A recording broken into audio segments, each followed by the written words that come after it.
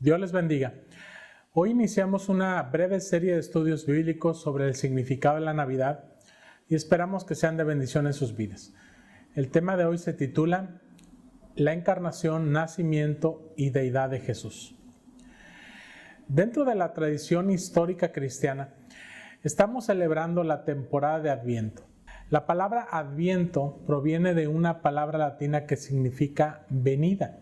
La tradición cristiana de Adviento celebra la venida de Jesús a la tierra a través de su nacimiento en Belén.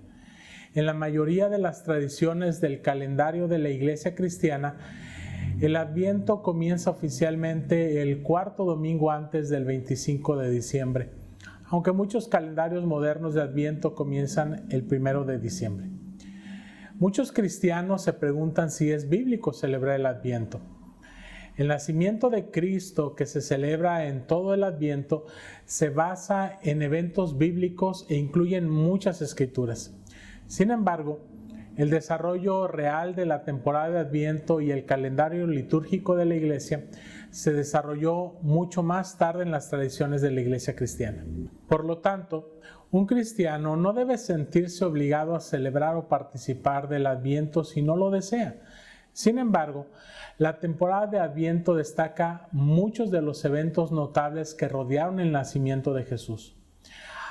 Ha servido con propósito muy positivo para muchos a lo largo de la historia de la Iglesia. Iglesias de una amplia tradición y de orígenes distintos continúan celebrando el Adviento hoy en día como parte de la celebración más grande de la Navidad. Aunque estos estudios bíblicos no responden a las tradiciones propias del Adviento, sí tienen el propósito de preparar nuestra mente y corazón para celebrar el nacimiento de nuestro Señor y Salvador Jesucristo.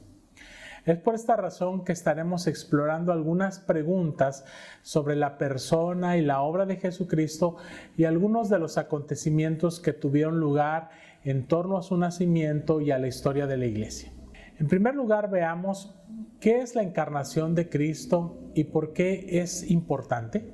En el cristianismo, la palabra encarnación se utiliza para expresar la idea de que Jesucristo ha venido a la tierra en forma humana.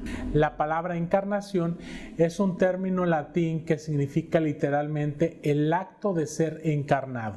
Se utilizó este término en la traducción al latín de Juan capítulo 1 versículo 14 que habla de Jesús y aquel verbo fue hecho carne y habitó entre nosotros. Teológicamente, la humanidad de Jesucristo es un aspecto importante de su vida terrenal. Jesús es divino, como lo dice Juan capítulo 1 versículo 1 y Colosenses 1, 16. Pero también asumió un cuerpo humano para identificarse con la humanidad. Nació de una mujer, comía, dormía y experimentó la tentación. Al igual que otros seres humanos, podía sudar, sangrar, entre otros aspectos físicos. También mostró emociones humanas, incluyendo la ira, la alegría y el pesar. En términos de su plan divino, Jesús también se hizo humano como parte de su plan para morir en nuestro lugar como sacrificio. Además, con el fin de resucitar, el primero tenía que morir físicamente, lo cual requirió tomar un cuerpo físico. De hecho, nuestra salvación depende totalmente de la venida de Jesucristo a este mundo en su forma humana. Romanos capítulo 5, versículo 8 nos dice claramente: mas Dios muestra su amor para con nosotros en que siendo aún pecadores, Cristo murió por nosotros. Su amor se mostró totalmente en tomar forma humana y permitir que ese cuerpo fuera destruido como un sacrificio por nosotros. A diferencia de cualquier otro ser humano, Jesús vivió en un cuerpo humano, pero no pecó. Hebreos capítulo 4, versículo 15 nos explica: porque no tenemos un sumo sacerdote que no pueda compadecerse de nuestras debilidades, sino uno que fue tentado en todo según nuestra semejanza, pero sin pecado. Resistió la tentación a la perfección, revelando tanto su plena deidad y su plena humanidad. La resurrección de Jesucristo es también única. Él levantó a otros de entre los muertos durante su vida y ministerio, pero solo Jesús volvió a la vida bajo su propio poder. Su resurrección es posible solo porque Él tomó la forma humana y murió primero. Esta resurrección sorprendió aún a sus seguidores, pero al mismo tiempo les impulsó a compartir su mensaje con otros. De hecho, el apóstol Pablo se refiere a la resurrección como un asunto de primera importancia. En 1 Corintios capítulo 15, versículo 3, y él escribió así: y si Cristo no resucitó, vuestra fe es vana, aún estáis en vuestros pecados. Pablo sabía que aparte de la muerte y resurrección de Jesús, no existiría el fundamento del cristianismo. La encarnación es valiosa para nuestro estudio de muchas maneras. En ella descubrimos a un Dios que nos ama tanto, que vino a la tierra y tomó nuestra forma humana para nuestro beneficio. En última instancia, vino a renunciar a su vida para pagar por nuestros pecados y ofrecer la vida eterna con Él. Como lo declara Juan 3:16, porque de tal manera amó Dios al mundo que ha dado a su Hijo unigénito, para que todo aquel que en Él cree no se pierda, mas tenga vida eterna. ¿Cuál es la importancia del nacimiento virginal de Jesucristo? El nacimiento virginal de Jesucristo se enfatiza a menudo durante la temporada de la Navidad. Pero ¿es importante? ¿Por qué era importante que María fuera virgen cuando Jesús fue concebido y nació? ¿Por qué es vital que Jesús no tuviera un padre biológico? ¿Podría Jesús haber sido Dios encarnado sin la intervención del Espíritu Santo? Una de las razones para el nacimiento virginal de Jesús es que lo identificó como el Mesías. Isaías capítulo 7, versículo 14, profetizó que una virgen quedaría encinta. Por tanto, el Señor mismo os dará señal. He aquí que la virgen concebirá y dará a luz un hijo y llamará su nombre Emmanuel. Desde que se hizo esta profecía, los judíos habían esperado esa señal en particular. Dios usa milagros para validar a sus mensajeros. Un nacimiento virginal es una poderosa validación.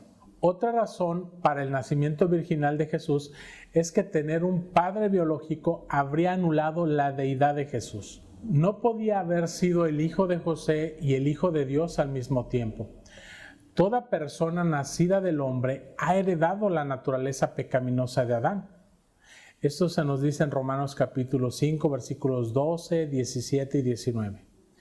Fue solo como Dios que Jesús podía hacer el sacrificio perfecto por el pecado, por lo que fue el Espíritu Santo quien concibió a Jesús, según Lucas capítulo 1, versículo 35. El nacimiento virginal de Jesús es también una imagen de nuestro papel en la salvación, la aceptación. José no tuvo parte alguna en la concepción de Jesús. El papel de María era pasivo. Ella simplemente aceptó el regalo de Dios. Como nos dice Efesios capítulo 2, versículos del 8 al 9, la obra de la salvación se realiza solo por Dios. Ni tampoco la santidad ni la salvación pueden ser logradas por el esfuerzo humano, porque por gracia sois salvos por medio de la fe, y esto no de vosotros, pues es don de Dios, no por obras para que nadie se gloríe. Hay algunos que no creen en el nacimiento virginal de Jesús. Por ejemplo, el arrianismo enseña que la Virgen de Isaías capítulo 7, versículo 14, debe traducirse como mujer joven y que en algún momento Dios creó a Jesús. Los ebionistas, una secta cristiana judía temprana que siguió de cerca la ley judía, enseñó que Jesús era el hijo biológico de José. Y a causa de la justicia de Jesús, Dios lo escogió para ser un profeta y le ungió con el Espíritu Santo. Por otra parte, otro grupo llamado los gnósticos, que creían que lo físico y lo divino no podían coexistir. Afirmaron que Dios no podía habitar en un cuerpo material, por lo tanto, Jesús solo padecía ser humano, pero en realidad no lo era. Los que rechazan el nacimiento virginal también rechazan la deidad de Jesús, la naturaleza pecaminosa del ser humano y la inspiración plena de la palabra de Dios. Por lo tanto, negar el nacimiento virginal de Jesús es opuesta a la fe cristiana. Dios es todopoderoso. Jesús es Dios. La Biblia es la palabra de Dios. Estos son puntos claves en la fe cristiana y hacen del nacimiento virginal un asunto muy importante. ¿De qué manera es Jesús el Hijo de Dios? Jesús es el Hijo de Dios en que Él es la manifestación de Dios en carne, según Juan capítulo 1, versículo 1 y versículo 14. Jesús era tan humano como usted y como yo. Sin embargo, era también un tipo de humano completamente distinto, porque a diferencia de nosotros, Él fue sin pecado. Al igual que otros seres humanos, Él nació de una mujer, pero su concepción era completamente diferente, habiendo sido concebido en la Virgen María, según Lucas 1:35, por el Espíritu Santo para no heredar la imputación del pecado de Adán. Durante su vida en la tierra, había algunos de los líderes religiosos que creían que Jesús, un simple nazareno, nunca podría tener la condición de Hijo de Dios, a pesar de sus milagros y el poder que Él manifestó. Jesús confesó abiertamente al sumo sacerdote que Él era el Hijo de Dios, por lo que fue acusado de blasfemia. Más tarde, llevado a juicio e interrogado por Pilato. La acusación trataba sobre su divinidad. Los judíos le respondieron: nosotros tenemos una ley y según nuestra ley debe morir, porque se hizo a sí mismo Hijo de Dios. De hecho, siempre ha sido una doctrina atacada con mayor frecuencia, incluso hoy en día. Cualquiera que decía ser el Hijo de Dios estaba afirmando ser a nivel igual que Dios. Y de acuerdo a la ley judía, en ese entonces merecía el castigo establecido por Levítico capítulo 24, versículo 15, que nos dice: y a los hijos de Israel hablarás diciendo, cualquiera que maldijere a su Dios llevará su iniquidad. Como el Hijo de Dios, Jesús era el resplandor de la gloria de Dios y la fiel imagen de su ser. Pero su gloria fue encubierta por su humanidad. Por ejemplo, fue solamente en el monte de la transfiguración que la gloria del Hijo de Dios fue realmente manifestada, y solo a 3 de sus discípulos, según Mateo 17, versículos del 1 al 9. Pero un día toda la humanidad verá al Hijo de Dios venir con gran poder y gloria, y toda rodilla se doblará y toda lengua confesará que Jesús, el Hijo de Dios, es el Señor.